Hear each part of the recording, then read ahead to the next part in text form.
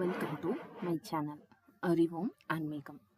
இன்றைக்கி நம்ம சேனலில் எதை பற்றி பார்க்க போகிறோம் அப்படின்னா, நினைத்ததை நிறைவேற்றக்கூடிய மகா சிவராத்திரியை பற்றி தான் பார்க்க போகிறோம். வாங்க வீடியோக்குள்ளே போகலாம். வீடியோக்குள்ளே போகிறதுக்கு முன்னாடி நம்ம சேனல் அறிவோம் ஆன்மீகத்தை சப்ஸ்கிரைப் பண்ணாதவங்க சப்ஸ்கிரைப் பண்ணிவிடுங்க. நம்ம அறிவோம் ஆன்மீகம் சேனலில் ஒரு நாளும் ஒரு மந்திரத்தை ஒரு வழிபாடை பற்றி போட்டுட்ருக்கோம். அந்த வகையில் இன்றைக்கி நம்ம பார்க்கக்கூடியது நினைத்ததை நிறைவேற்றக்கூடிய மகா சிவராத்திரி வழிபாடை பற்றி தான் பார்க்க போகிறோம். மாதந்தோறும் வரக்கூடிய சிவராத்திரி இருக்குது. அதை விட முக்கியமாக வருடத்தில் ஒரு முறை வரக்கூடியது தான் மகா சிவராத்திரி. அது இந்த மாசி மாதத்தில் தான் வரக்கூடியது. இப்போ தை மாதம், நம்ம தை மாதம் சிறப்புகளில் தை அமாவாசை, தை கிருத்திகை, ரத சப்தமி அதெல்லாம் பார்த்தோம். அடுத்தது மாசி மாதத்தில் மிக முக்கியமான ஒரு சிறப்பான வழிபாடு அப்படின்னா இந்த மகா சிவராத்திரி தான். மகா சிவராத்திரி மிக முக்கியமான விரத நாட்களில் ஒன்று. இந்த நாளில் அனைத்து சிவாலயங்களையும் சிறப்பு பூஜைகள் இரவு முழுவதும் நடைபெறும். இந்த நாளில் பலர் குலதெய்வ வழிபாட்டை மேற்கொள்வதும் ஒரு வழக்கமாக வச்சுருக்காங்க.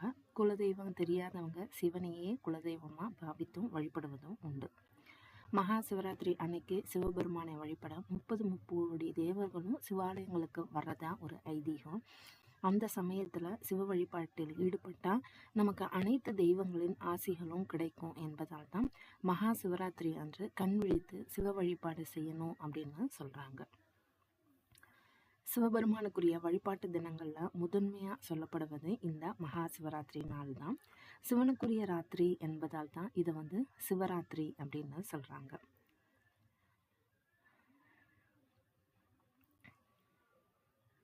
அடுத்தது குளிர்காலத்தோட நிறைவாகவும் கோடை காலத்தின் துவக்கமாகவும் தான் இந்த விரத நாள் கொண்டாடப்படுகிறது. பெரும்பாலும் மகா சிவராத்திரி பிப்ரவரி அப்படின்னா மார்ச்சில் தான் வரும்.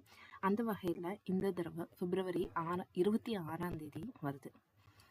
மகா சிவராத்திரி அன்னைக்கு வாழ்வில் இருக்கும் இருள், தடை ஆகியவை நீங்க வேண்டும் அப்படின்னு நினைச்சு இரவு முழுவதும் கண் விழித்து சிவனை நினைத்து தியானம் வழிபடுவதற்கு ஏற்ற ராத்திரியாக சிவராத்திரி கருதப்படுகிறது. சிவராத்திரியின் சிறப்புகள் பற்றி லிங்க புராணம் உள்ளிட்ட அனைத்து புராணங்களும் குறிப்பிடுது.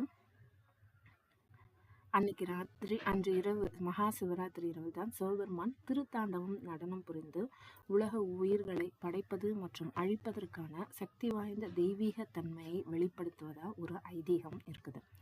மகா சிவராத்திரி அன்னைக்கு பக்தர்கள் சிவமந்திரங்களை தொடர்ந்து ஜபம் செஞ்சுட்டு வந்தால் பிரபஞ்ச ஆற்றல்களும் சிவனின் அருளையும் பெற முடியும். இந்த வருஷம் பிப்ரவரி 26 வருது. எல்லோரும் கோயிலுக்கு போயிட்டு இந்த சிவராத்திரியை கண்விழித்து சிவனை நினைச்சு வழிபடுங்க. கண்டிப்பாக நீங்கள் நினைச்சது அத்தனையும் சிவபெருமான் நிறைவேற்றி தருவார். இந்த பதிவு உங்களுக்கு பிடிச்சிருக்கும்னு நம்புகிறேன். பதிவு பிடிச்சிருந்துச்சுன்னா கமெண்ட் பண்ணுங்கள், ஷேர் பண்ணுங்கள், மறக்காமல் சப்ஸ்கிரைப் பண்ணுங்கள். வேறொரு பதிவில் வேறொரு வழிபாடு மந்திரத்தை பற்றி பார்க்கலாம். வாழ்க வளமுடன்.